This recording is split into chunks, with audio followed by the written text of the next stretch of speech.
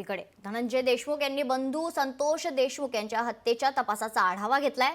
SIT आणि CID अधिकाऱ्यांची भेट घेऊन त्यांनी यावेळी माहिती घेतली। पुरावे सांगतायत खंडणी आणि हत्या प्रकरण एकच आहे, त्याच्यामुळे न्यायालयीन समितीच्या तपासाकडे लक्ष ठेवणार असल्याचं देशमुख यांनी सांगितलंय।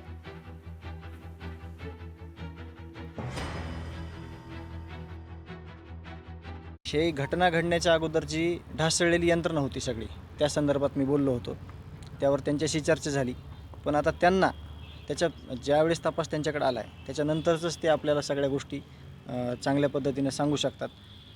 जो विषय आहे पहिला तो न्यायालयीन समितीचा म्हणजे न्यायालयीन समितीचा आहे, त्यावर त्यांचं लक्ष असणार आहे न्यायालयीन समितीचं, त्यातून त्या गोष्टी बाहेर येतील। याच्यामध्ये जर कुठं राजकारण आलं, राजकीय दबाव आला तर त्या संदर्भात त्यांना मी सांगितलं की याबद्दल तुम्ही काळजी घ्यायचं सगळ्यांचं काम आहे।